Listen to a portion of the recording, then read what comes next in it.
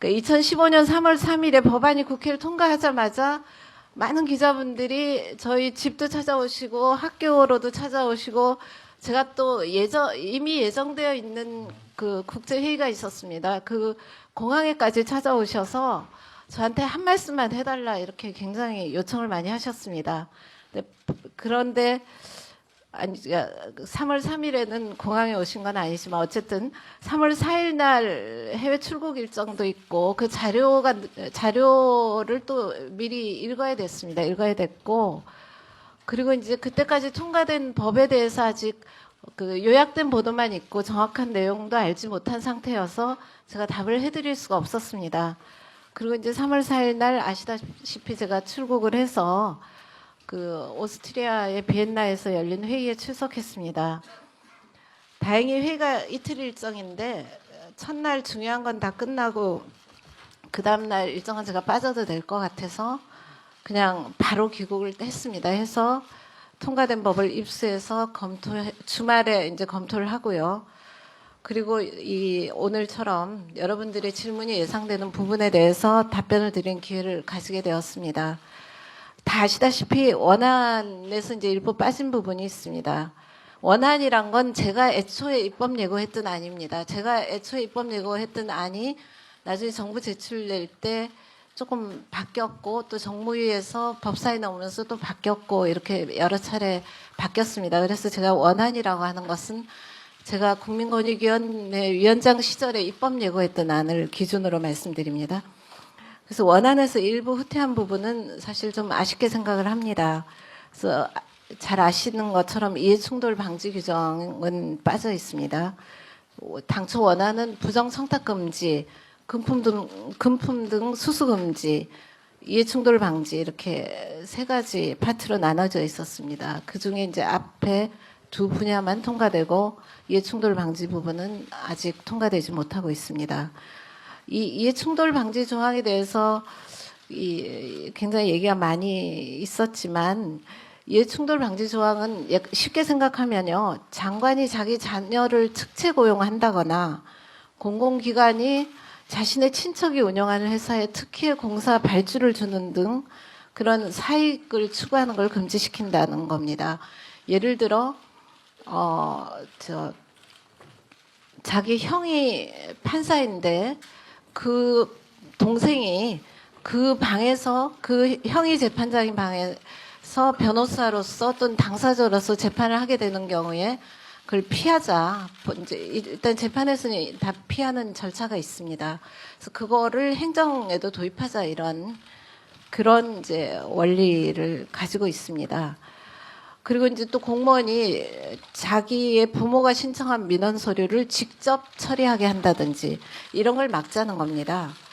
그래서 그럴 경우에 이제 다른 직원으로 하여금 대신 처리하게 한다든지 이런 이해 충돌이 있을 경우에 이걸 사전에 방지하는 그런 이제 장치를 마련해 주는 것입니다.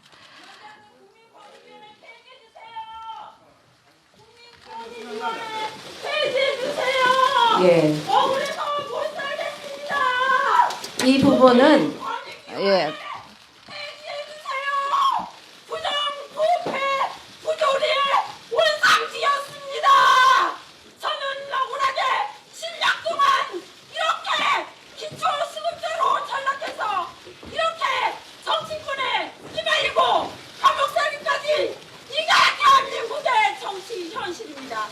국민권익위원회 전 위원장님 MB 광복절 추석 때 아시잖아요. 책임지고 문제 해결해 주십시오. 왜 내가 기초수급 대상자여야 합니까? 끝나고 안전기 지원 해결하지 말고.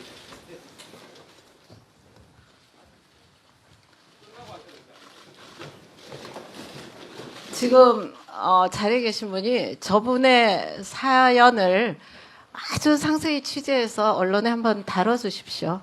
예, 그렇죠? 예, 예, 그렇게 해주길 제가 부탁드렸습니다. 네.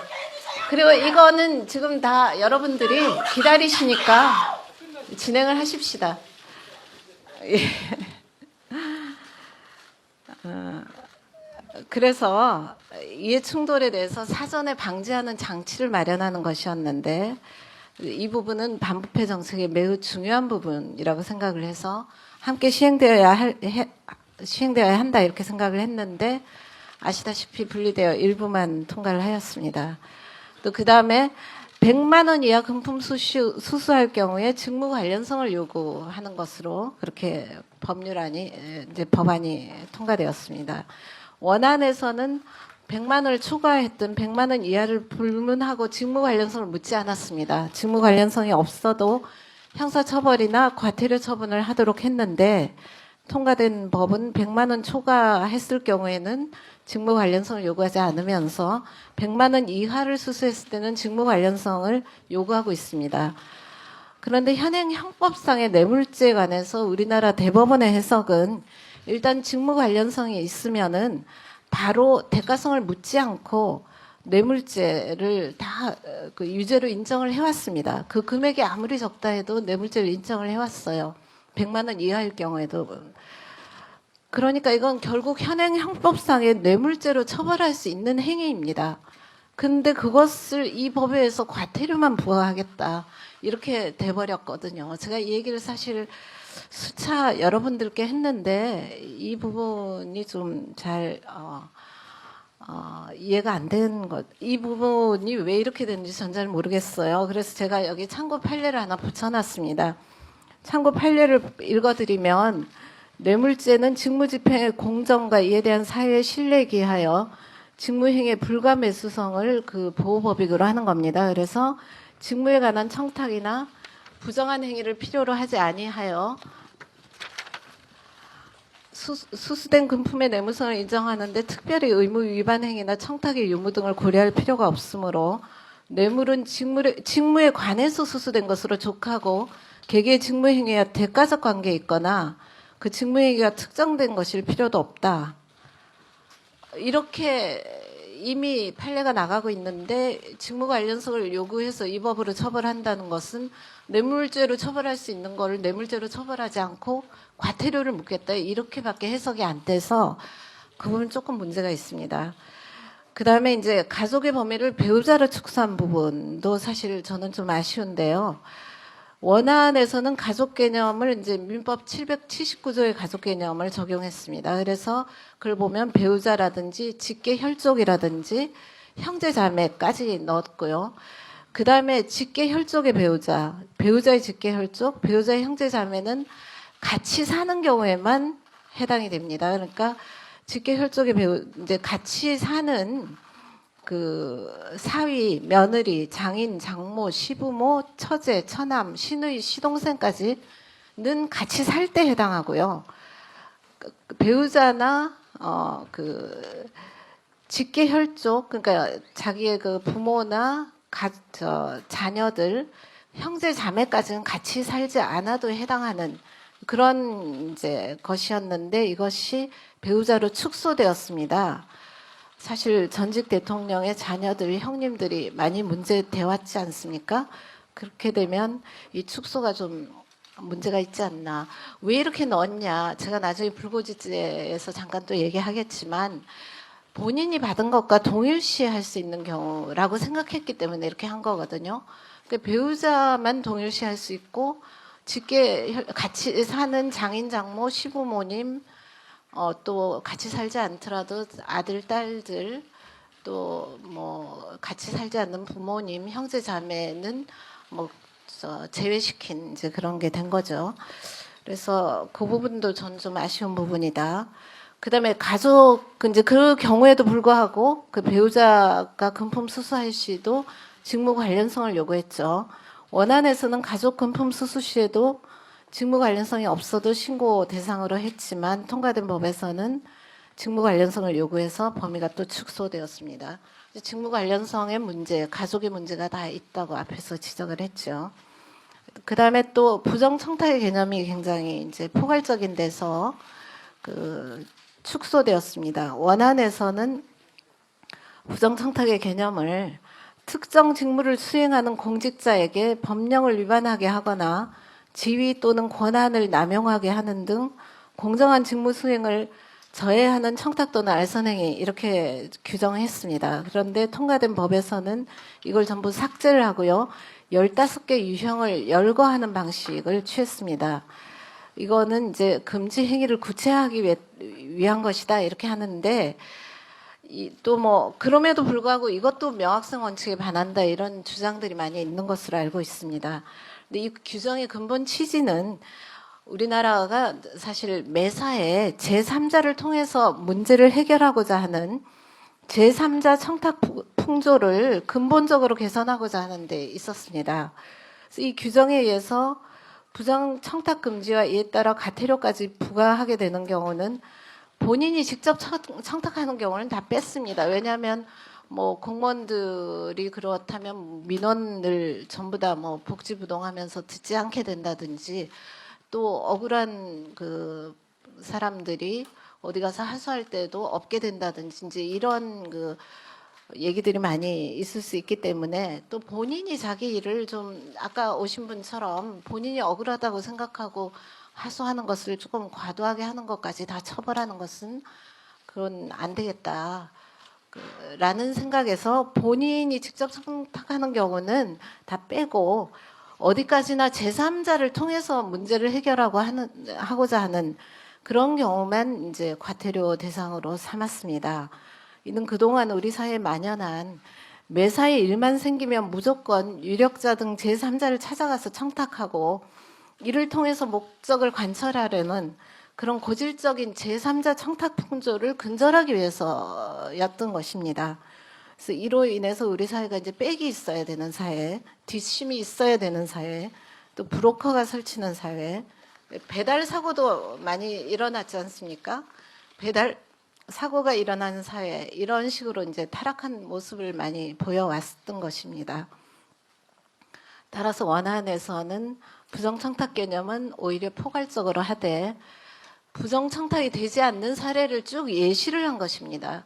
이 포괄적으로 규정하고 예시를 쭉 하고 그래서 광범위하게 그 제3자의 부정청탁 사례를 방지하고자 한 것이 목적이었습니다. 그런데 이제 그 통과된 법에서는 그 범위가 축소되어서 아쉽습니다.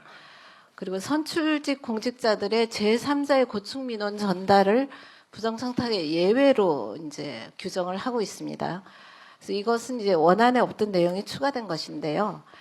제3자의 고충 민원이라 하더라도 내용적으로는 이권 청탁도 있을 수 있고 인사 청탁도 있을 수 있어서 그 부정 청탁의 소지가 있는 청탁도 있을 수 있습니다. 그래서 이거는 자칫하면 국회의원 등 선출직 공무원들을 브로커처럼 활용할 수도 있는 그런 브로커 현상을 용인하는 결과를 초래할 수도 있습니다. 물론 이제 국회의원 분들이나 선출직 공무원들이 적절히 걸러 주시겠지만 이제 그런 그 문을 열어놓는 그런 결과가 되기 때문에 이런 걸 방지하기 위해서 이 법을 만든 취지에 비춰보면 조금 이제 그 본인들이 스스로 알아서 걸러 주신다는데 맡기는 그런 문제가 됩니다. 그래서 앞으로 해석상 돌파구가 필요한 부분입니다. 그 시행일을 1년 6개월로 규정한 부분에 대해서도 원안에서는 사실 저는 시행일을 두 가지로 나눴습니다. 법 자체 시행은 1년 후부터 하기로 하고 처벌 규정은 그 1년 동안 시행해 보고 나서 문제가 있다거나 또 국민의 홍보가 더 많이 필요한 부분이 이제 분명히 있다고 생각했기 때문에 더 많은 대국민 홍보를 한 후부터 시행하는 것이 좋겠다. 그 두 단계로 원래 저는 생각을 했습니다. 그러니까 1년 후부터 시행을 해서 그 처벌은 이제 2년 후부터 하는 걸로 그렇게 했는데 정무위원회에서 뭐 그렇게까지 할 필요는 없겠다. 일괄적으로 1년 후부터 하는 것으로 이렇게 앞당겼습니다. 그랬는데 이제 아시다시피 최종 통과된 법은 이제 1년 6개월로 절충되었죠. 그래서 원안이 두 단계로 나눠서 했던 그 취지가 잘 전달되지 않은 것은 좀 아쉽게 생각을 합니다. 그리고 이제 원안에서 확대한 부분이 있죠. 여러분들이 제일 지금 그 관심을 많이 가지시는 부분이라고 생각을 합니다. 그 부분에 대한 소견은 이제 통과된 법은 적용 대상을 공직자 외 언론사, 사립학교, 뭐 학교법인 임직원 이런 식으로 이제 확대가 되었죠. 그래서 당초 원안에서는 공직사회에 대한 반부패 문제에 대해서 혁신적인 접근을 하기 위해서 그 대상을 이제 공직자나 공공기관 이렇게 한정했던 것입니다. 그래서 이때 제 개인적인 생각은 우리 사회의 반부패 문제의 혁신을 위해서는 가장 먼저 공직 분야가 솔선수범해야 된다. 이제 이런 생각을 했던 것입니다. 그래서 우선 공직 분야의 변화를 추진한 다음에 그 다음 단계로 민간 분야에 확산시켜야 되겠다. 이렇게 생각을 했던 것입니다. 지금도 형사법상으로 공직 분야에 뇌물죄가 있고요. 민간 분야에는 배임수재죄가 있죠.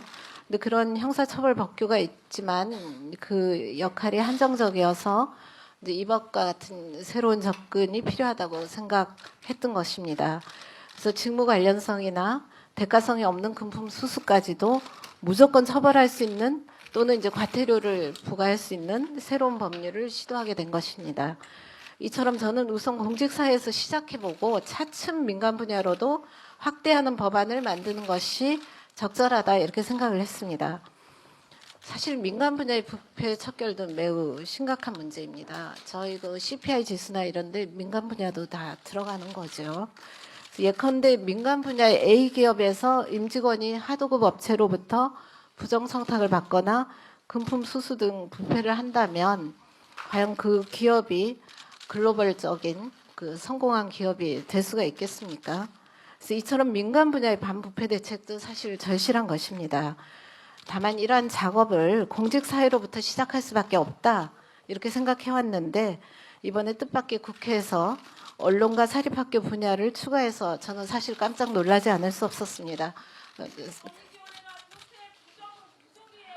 예. 그래서 공직자 부분이 2년 넘게 공론화 과정을 거친 데 비해서 민간 분야에 대하여는 적용 범위와 속도, 방법에 대한 사회적 협의와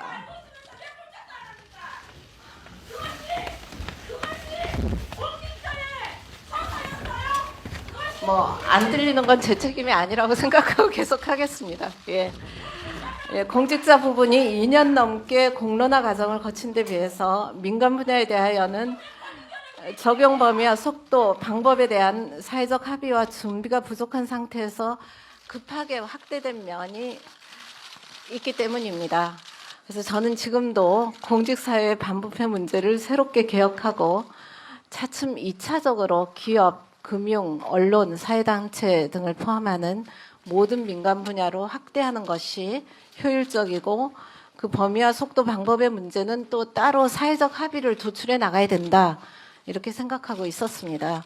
하지만 이번에 이미 국회에서 민간 분야 일부에 대해서 반부패 문제를 개혁하려고 한 마당에 이제 좀 당겨지긴 한 거죠. 그래서 이를 잘못되었다고 비판하기만 하고 있을 수는 없다고 생각을 합니다. 장차 확대시켜 나가야 될 부분이 일찍 확대되었을 뿐이기 때문입니다. 또 이는 특히 공공성이 강한 분야의 확대를 시도한 것이어서 평등권의 문을 침해한 문제라고 생각을 하지 않습니다. 또 우리 국민의 69.8%가 사립학교 교직원과 언론인까지 법 적용 대상에 포함된 것에 대해서 바람직하다 이렇게 평했다는 언론조사 결과를 봤습니다. 그런 걸 보면 이것이 과잉입법이라든지 비례의 원칙을 위배하였다고 보기 어렵습니다. 저는 따라서 이 부분이 위헌이라고 생각하지는 않습니다. 그렇지만 대한변협에서 이 부분에 대해서 위헌이라는 이유로 헌법소원을 제기했다고 합니다. 그 결정을 기다려볼 수밖에 없다 이렇게 생각을 합니다. 하지만 아시다시피 위헌 여부는 9대 0서부터 6대 3, 2대 7, 0대 9까지 사실 다양한 결론이 나올 수 있는 거죠. 간통죄에 대해서도 4번이 합헌 또 결정을 거쳤다가 최근에 이제 위헌 결정이 나온 것처럼 그렇게 이제 다양한 이론이 있을 수 있다고는 생각을 합니다.